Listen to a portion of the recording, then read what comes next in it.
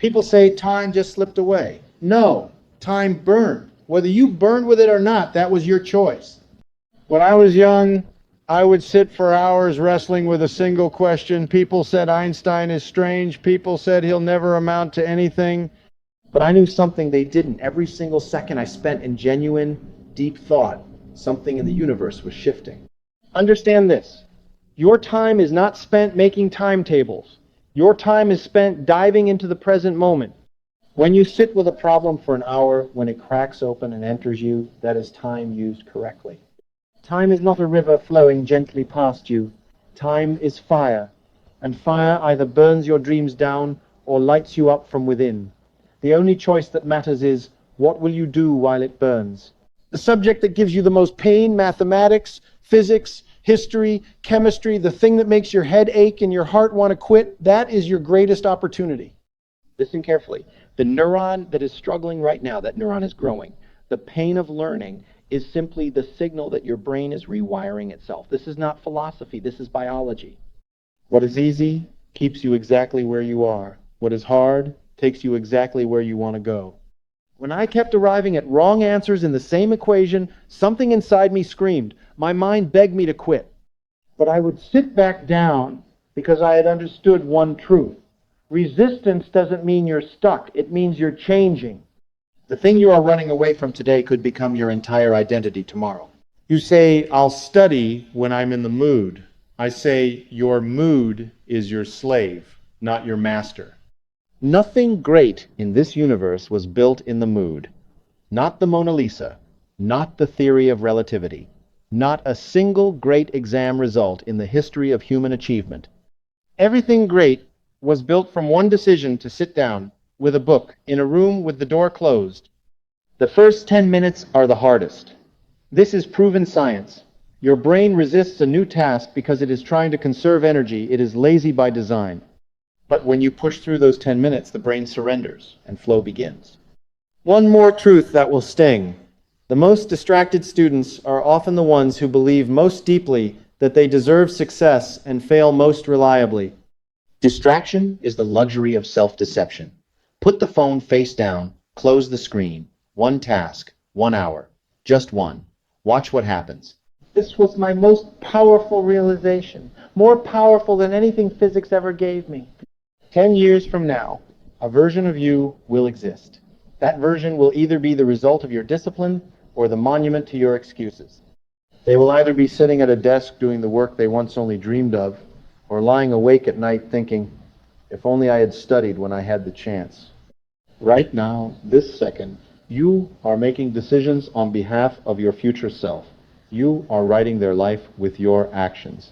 Every scroll, every I'll do it later, every just one more episode, you are stealing an opportunity from the person you are trying to become.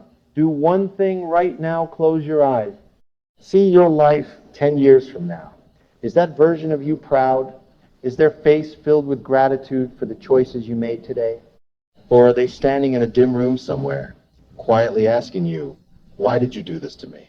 Stars do not burn once and go dark. They burn for billions of years. The same nuclear reaction repeated, sustained, relentless, and only then do they give light to the world. You read something once and expect it to stay. It won't. The brain does not work that way. Spaced, repetition, revisiting, reviewing, rebuilding, this was inside my mind too. I would take one problem and think about it 100 times from different angles.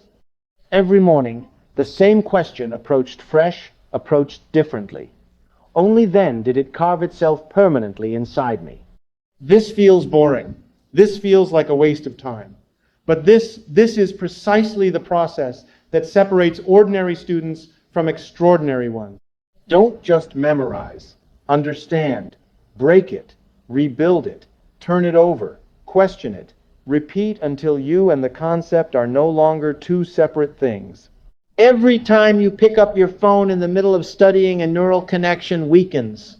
This is not a metaphor. This is neuroscience. Multitasking is a myth. The brain can only do one thing deeply at any given moment. When you switch, you don't just lose attention, you lose depth.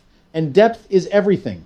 Deep work, 2 to 3 uninterrupted hours of absolute focus, is 4 times more productive than the same number of hours spent switching between tasks. Proven, documented, irrefutable. You tell yourself, I'm studying, but the phone is beside you. Notifications are buzzing. Music is playing. 3 different tabs are open. Your friend's message is half answered. You are not studying. You are performing the idea of studying for yourself. And the universe does not reward performances. The universe rewards results. The world called me a genius. My school called me a slow learner. Genius is not born. Genius is what emerges when someone wrestles deeply and passionately with one thing again and again and again until the thing breaks open and enters them completely. You have that spark. Every human being does. But a spark does not need a lid, it needs oxygen.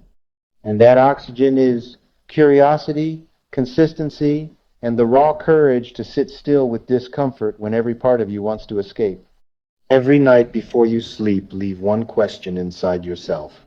Any question from any subject. In the morning, often the answer rises from within.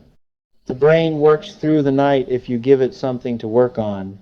No one in this world is average. There are only under-practiced people and over-practiced people. Nothing more, nothing less. When you are studying and suddenly feel the urge to run, that is not weakness. That is the exact growth point. The brain's prefrontal cortex, the part that controls planning and self-discipline, gets tired. Exactly like a muscle. By evening, your willpower is spent. This is why the most important work of your day must happen in the morning when your brain is fresh, signals are clear, and resistance is lowest. Know this also, anxiety does not come from studying. Anxiety comes from unfinished things. It is the open loop that aches. The task you abandon that is the one haunting you. Start. Half the pain disappears the moment you begin. And the greatest psychological trap of all, I'm just not talented enough.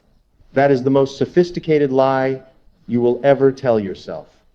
Because talent is the story we construct about people after they have already quietly done the work. It is a legend we create in hindsight. Imagine 5 years from now, you walk into a room. That room is either your dream or your regret. In your hands is either the thing you once dreamed of building or the excuse you repeated so many times it became your identity. At this moment, in this place, you are deciding what that room looks like. Today's effort becomes tomorrow's identity. Today's discipline becomes tomorrow's dignity. One focused hour today becomes one open door tomorrow.